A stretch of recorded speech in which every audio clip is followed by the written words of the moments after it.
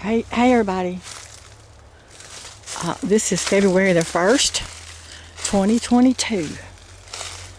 And I'm in my woods. Everything looks kind of rough in here. I guess it's because all the trees are bare. All the limbs look down and shabby looking. Anyway, well, I want to talk to y'all about Morgellons because there seems to be an itch outbreak with Morgellons.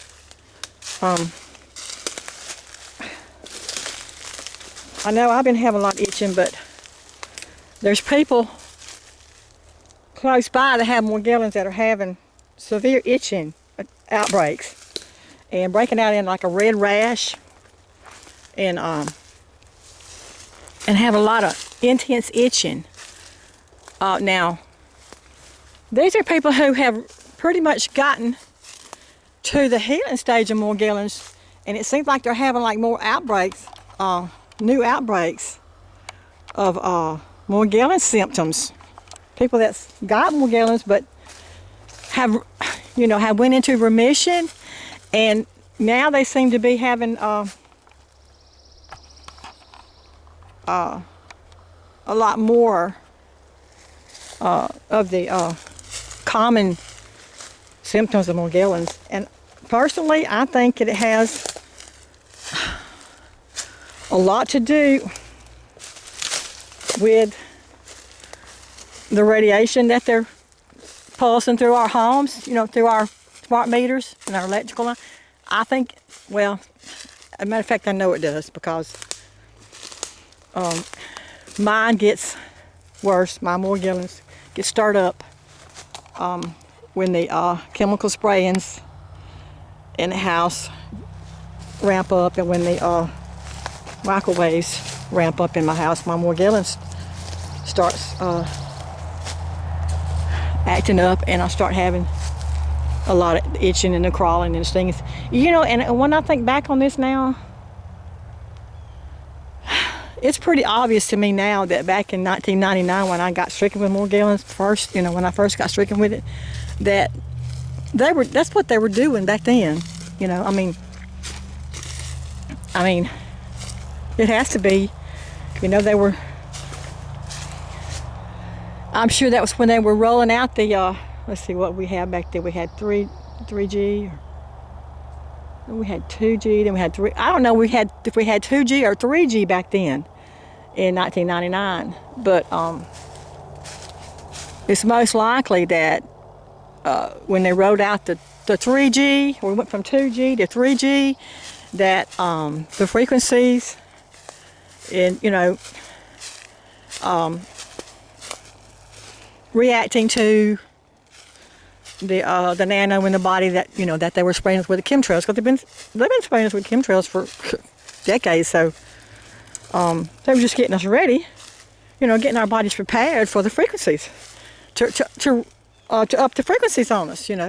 Get their bodies full of Morgellons or nanobots.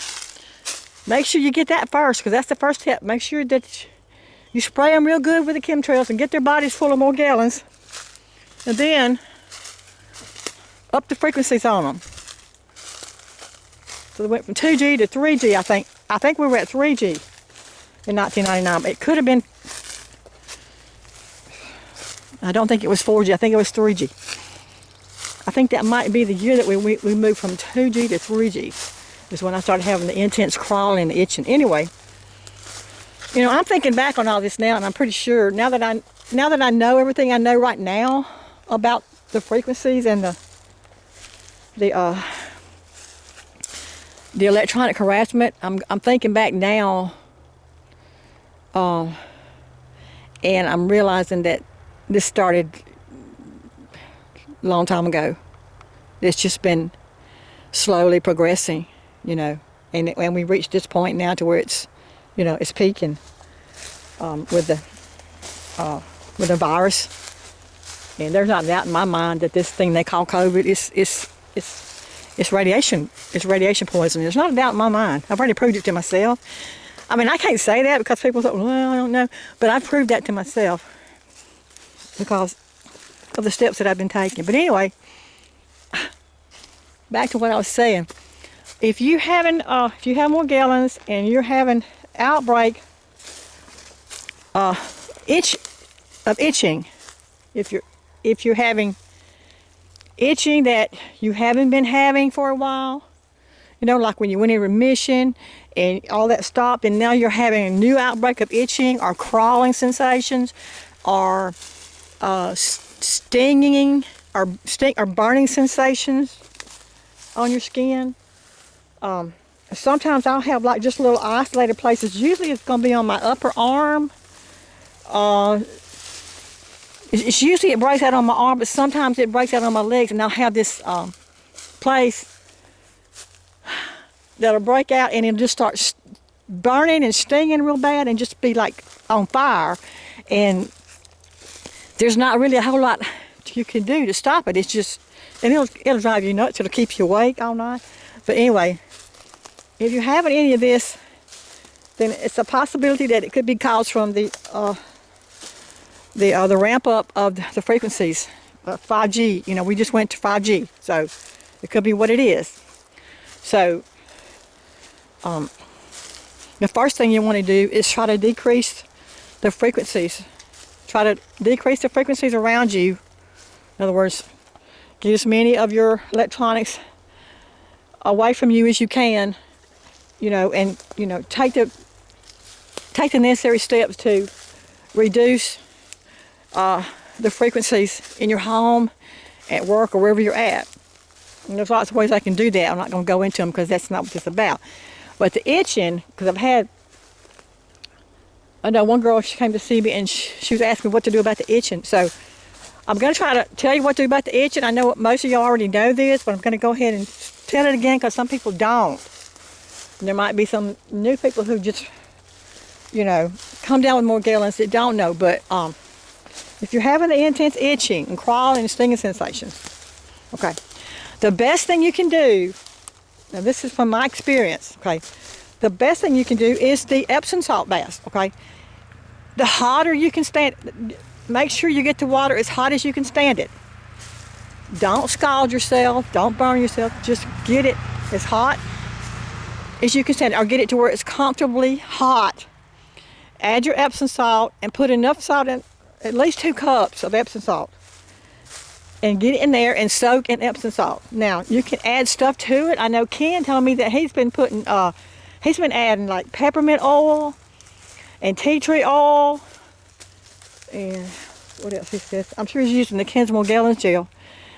I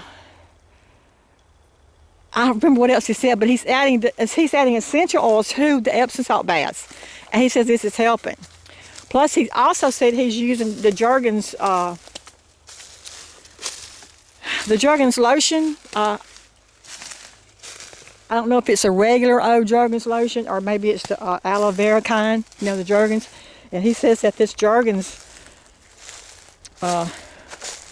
maybe it's a salve or a lotion, but he said it'll bring the Morgellons out. So I'm going to say that first. The first thing I would recommend is the Epsom salt bath soaks. And put whatever you want to in there with it. Okay, just don't overdo it, you know, because you can overdo it and you can scald yourself. So, but the Epsom salt for sure. Start with the Epsom salt. You can use the Ken's Morgellons gel. That's really good for itching because I know I've used that. And it moisturizes the skin and it's tender. I mean, it's not hard on the skin. You can use that. And like peppermint and tea tree oil sounds good to me because that would, peppermint, as we know, and tea tree oil is really good for itching. So, the Epsom salt baths with essential oils, the Jergens lotion. And also, I want to say this. If you're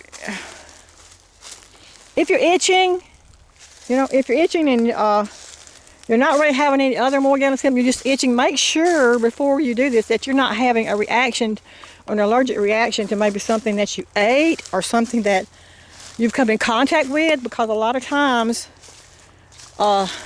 we can develop allergies to foods, even foods that we've eaten all our life. You know, I know there's things that I've always eaten that now, you know, makes me break out an itch. So make sure you're not having an allergic reaction to something before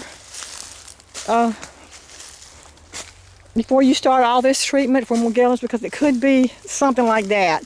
And if you are having an allergic reaction, you can take Benadryl. Look, when I first got sick with Morgellons, I lived on Benadryl. It helps, okay? It helps with itching, but it also will help you sleep at night. I've taken it all this time. I'm still taking Benadryl at night. I still take it at night because it helps me sleep, you know? I don't even have to have any itching going on. I'll take it just to help me sleep. So Benadryl will help with the itching. And I'm sure there are other over-the-counter things you can get besides Benadryl if you don't want to take that. But I would recommend Benadryl if you have an intense itching, okay? But then there's something else that will definitely stop the itching, okay? And it's Dimetrous Earth. Okay, you can get this at I think you can get it at Walmart now, because I think I saw some at Walmart. You can get it at any nursery where they sell, or garden nursery where they sell plants. You can get it at Tractor Supply. Let's see what else. Some of the feed stores have it. But the Dimetrous Earth, look, this is, I know this works for itching because I use it. Okay, I use it every summer. I keep it on hand every summer because I'm bad about getting out in the flower beds and getting poison oak. And when I get poison oak, I started using the Dimetrous Earth on the poison oak, and it'll dry it up. You got to keep it on there, but it'll dry it up. Just make sure you don't use it dry. You have to make a paste with it. You have to mix it with water and make a paste with it. Because if you use it dry, if you just start slinging that Dimetrous Earth all over your body dry, that's going to go up in your nose, and you're going to breathe in your lungs. And that dry Dimetrous Earth is not good for your lungs. It will cause you to cough and have lung infection. So you don't want to use the Dimetrous Earth on your body dry. Always make a paste with it first. Just mix it with some water and then rub it on your skin. Anywhere you're itching. I know I had I think I told y'all about this back when I was doing the videos about the mud baths. I had on my left eye, I had a rough place right there. It was kind of like, it felt like little bumps on my left eye, and it felt like it itched all the time. It was always itching. And I said, there's something. And I thought, well, you know, that's more again. But I said, there's something else in there. There's something else in my leg, because it just itches too often and too bad. So back in the summertime when I was doing the mud baths, and I realized that the Dimetrous Earth was good for the skin. I started mixing up the Dimetrous Earth, the clay, mixing it with water, and putting it on that dry place on my leg, on my thigh, and it really stopped. It stopped the itching. It did. It didn't heal up. It's still there, but it don't itch anymore like it used to. So whatever was in there came out. And also, I took just regular red clay. I took some red clay from my backyard, just dug it up, and made a paste out of it with water, and I put that over it. And I think that was before I started using the Dimetrous Earth on it. I put that red clay that I got out of my yard on that rough spot, and I promise y'all, there was a big, right away, a big black spot popped up right in the center of that rough place. A big black looking, it looked like a scab, but it wasn't a scab. I think it was the black goo. I think it was coming out of that scaly place. So I think I might have had, I either had an implant there, or I had a lot of the Morgellon nanobots there. Because when I put that red clay on there and that big black spot popped up, I knew right then that I had just pulled something out. I knew that the clay had pulled something out of my leg, and I still don't know what it was. And I took a picture of that too. I don't know what I did with that. But anyway, that was last year when that big black spot popped up. Just from using red clay paste, it came out. So, and it's still kind of, the bumps are gone. There's no bumps there anymore, but it still feels a little bit, that skin over that area still feels a little bit rough, but it don't itch like it used to. So whatever was in there came out, and it could have been a colony of the Morgellons. You know, it could have been a colony of the, you know, the little egg-like things, or the little insects, you know, that gets in there. Could have been that, and it might be. I didn't see any of that.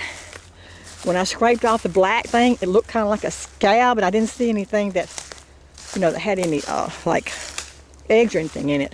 But I don't know. Anyway, that's what I'm saying. The Dimetrous Earth will stop the itching. Okay, it will stop the itching. So you can use that, but make sure when you buy it that you get the food grade Dimetrous Earth, because they got it. They got a form of Dimetrous Earth that is for insect killing. They got it. I've seen it where you can buy it to put around your house to kill ants and insects around your house, or bugs. You do not want that one. You do not want the one that kills insects. You want the one that says food grade on it. Okay, make sure that. And also the food grade you can take internally. I just mix like two teaspoons of it in some water, some distilled water, and drink it.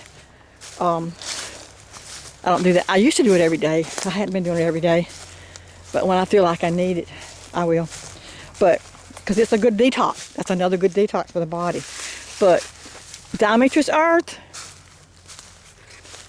Epsom salt baths with whatever kind of essential oils you want to put in it, or whatever you want to put in it. Just don't overdo it. Benadryl. What else? Ken's Morgellons gel is good for itching. You can try that. It's got that buttermilk in it, and that buttermilk.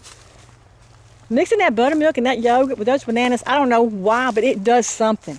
It's got some kind of, it makes some kind of chemical reaction when you mix all that together with the yogurt and all, and it will pull it out. It's good for the itching. So there you go. That's what we got for the itching. We got the Ken's Morgellons gel, the Epsom salt baths, the Benadryl, the Dimetrous Earth, the essential oils, the Morgellons lotion. What else? Oh, I probably forgot.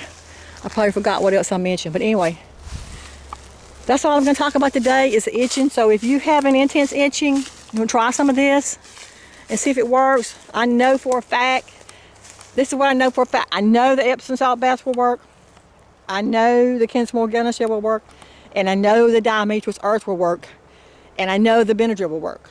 So if you run across something that works better, then go for it. But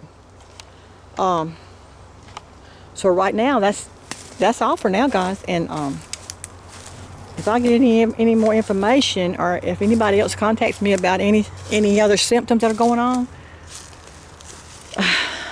I'll get back with y'all and I'll make a video about it. Okay, I love you guys. Bye.